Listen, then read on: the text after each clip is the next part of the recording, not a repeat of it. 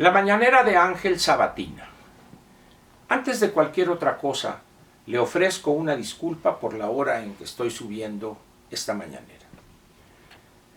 Quise revisar la prensa primero, del sábado por la mañana, y además pensar y repensar lo que iba a comentar con usted. El tema es grave en sí mismo.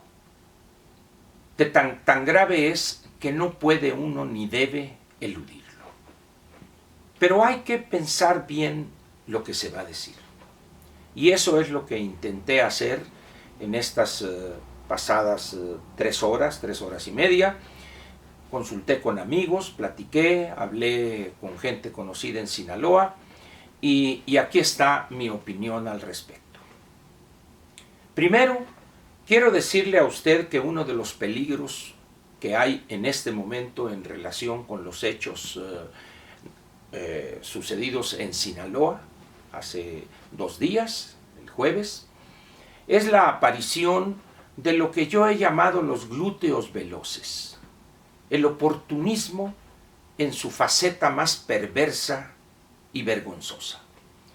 Aquellos que sin necesidad alguna andan pidiendo que nos unamos, arropemos, cohesionémonos todos alrededor del presidente de la República y luego cambian ante la institución presidencial, como si fuere posible separar esas dos cosas.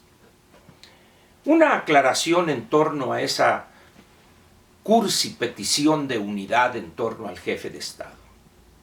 Lo primero que debe decirse es que quien así lo plantea desconoce la historia y desconoce los elementos cuando es no solo viable, sino obligado pedir la unidad en torno al jefe de Estado.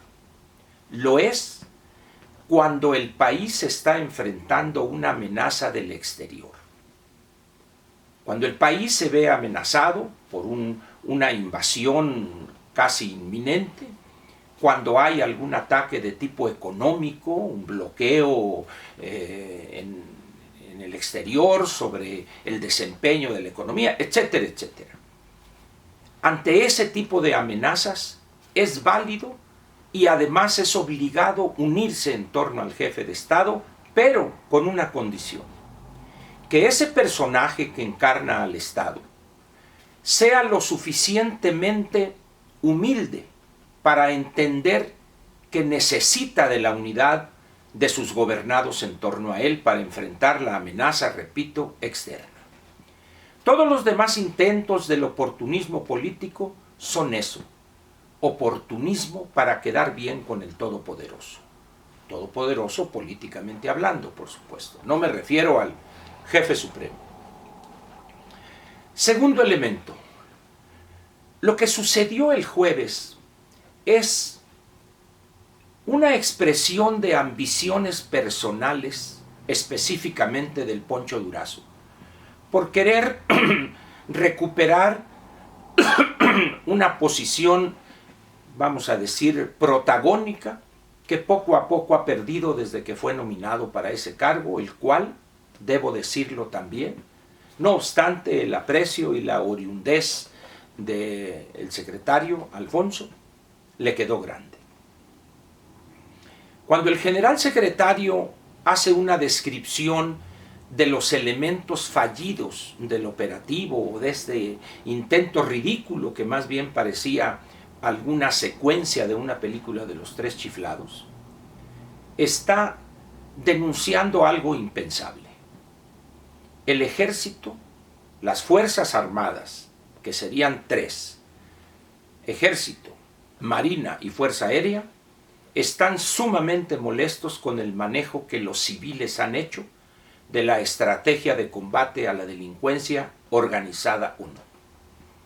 Esa quizás sea la parte más peligrosa del asunto, la cual el presidente, en una acción incomprensible para alguien con 2 dedos de frente, lanza una afirmación que, si no fuere porque la está uno escuchando y o leyendo, diría: no puede ser que un gobernante diga eso.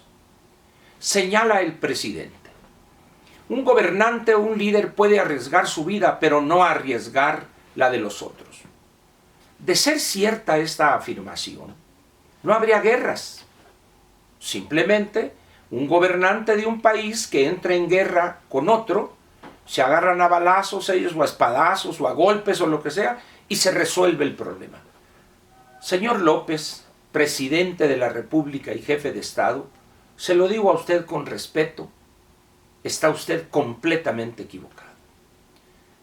Si el que habla es un pastor, un líder de alguna iglesia, tendría sentido eso.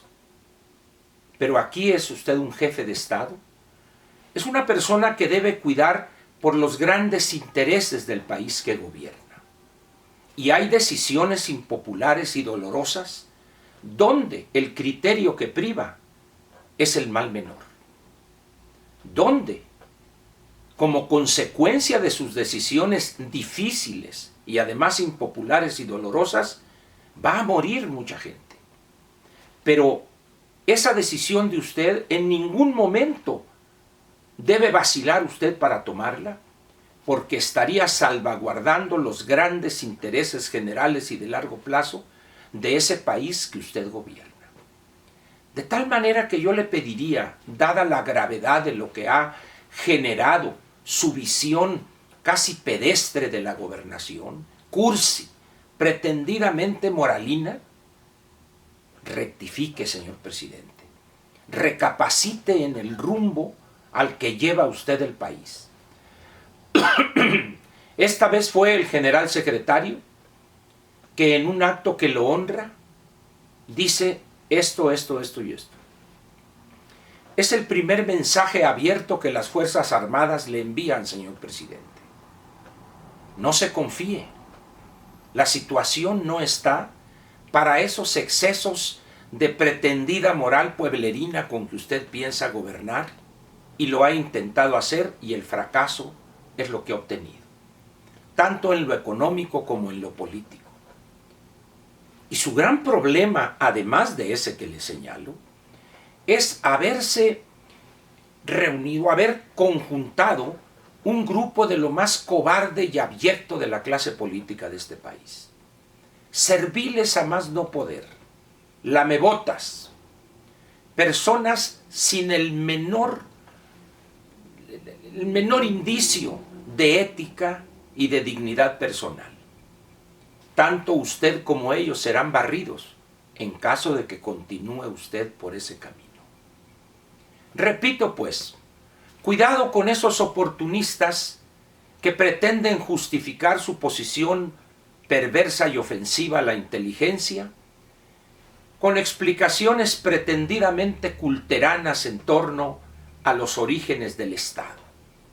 No es un problema de conocer el código de Hammurabi y las condiciones en las cuales surge este documento o este instrumento. Tampoco citar a Hobbes y su Leviatán, tampoco citar a Rousseau. Porque si esta persona, este oportunista, conociera un poco más, tendría que haberse ido más adelante. Incluso llegar, ¿por qué no?, a Kelsen, a Lenin y su Estado y la Revolución, pero no.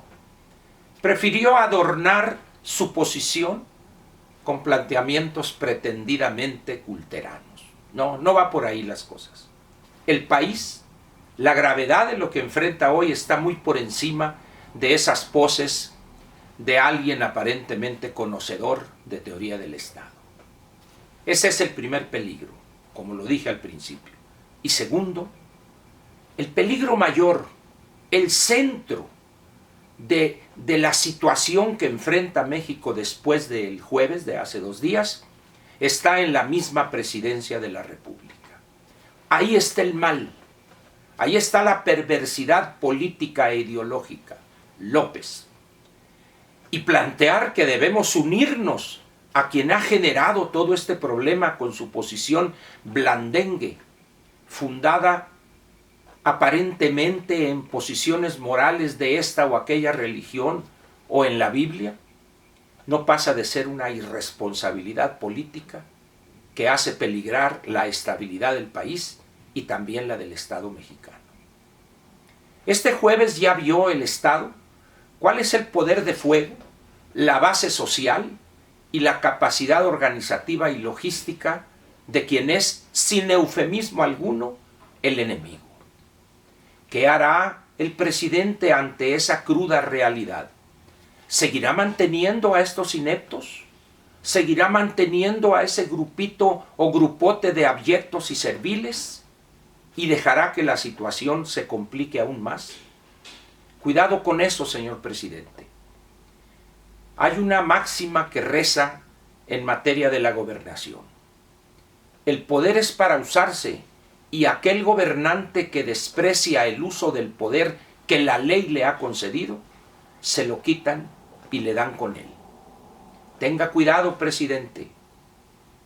La situación no es fácil y las decisiones que debe usted tomar a partir de ya, y se lo digo, repito, con respeto, son decisiones impopulares y dolorosas, dada la gravedad de la situación que enfrenta el país, las cuales usted ha generado.